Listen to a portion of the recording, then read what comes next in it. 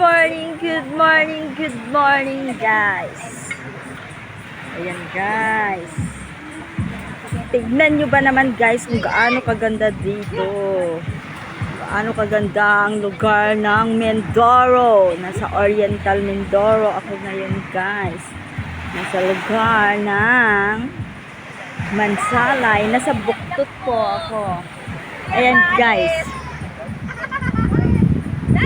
Ayan guys, ang mga kasama ko. Munik. Ito, maganda sa Mindoro at ang gwapo din sa Bolbogan. Tingin ka, Munik ba? Magandang pamangkin ko kamo. Ayan. Mari.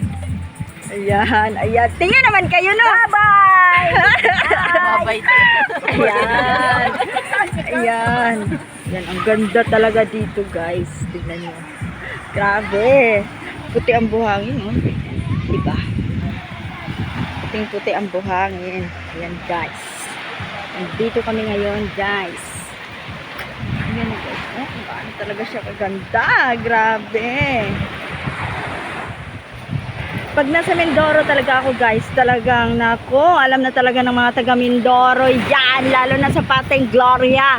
Aba, alam talaga nila kung saan talaga ako namamalagi. Yan guys, ang ganda nyo guys, diba? Para kang nasa Avatar. Yan guys. Diba guys? Diba guys kung ano siya kaganda guys. Dito lang yan talaga matatagpuan sa Mindoro. Ang ganda ba naman ang Mindoro? Doon ata banda ang Romblon. Ayan guys. And super nice talaga siya guys. Wow na wow siya, diba? Ayan. Ayan guys. Talagang aba, binibigyan pa talaga ako ng hangin.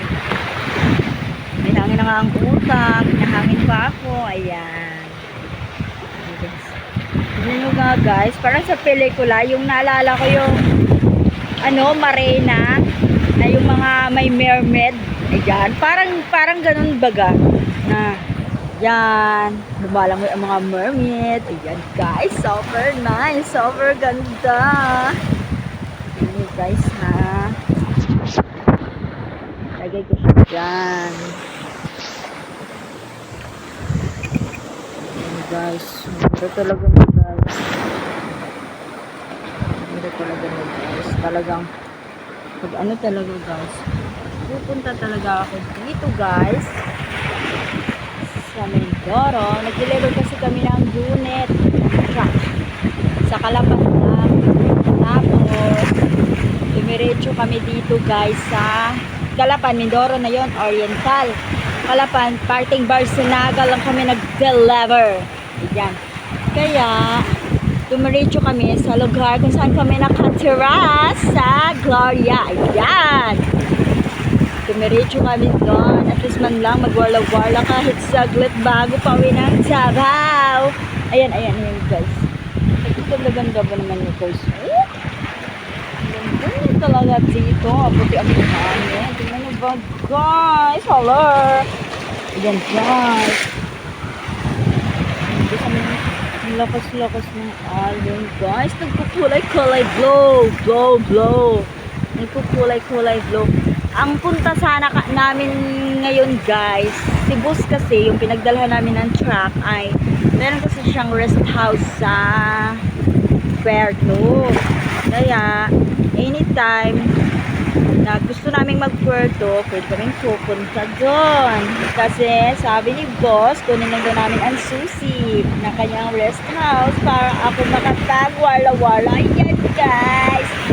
Kaya kahit medyo nakakainis ang iba dyan, nakakainis talaga sa buhay ko, talagang talagang sila iniisip dahil nakakaano lang yan, nakakatanggal ng good vibes. Dapat chill vibes, happy life. Kasi kung yung mga taong nagbibigay sila ng sakit ng ulo, sakit sa puso lang ang labas mo dyan, magiging stroke, magkakaroon ka ng heart failure. Failure na nga sa love, failure pa ang heart. Nako, ayan guys. Naliligo pala si bandang dulo dun guys. Aba, yung sexy ni ate. Nagpa ng camera. Gata. Tingnan natin guys ha. Ano tayo, extra. Esya sa Esya. Yan. Ganda talaga dito guys. Talagang love na love ko talaga ang place na ito. Yung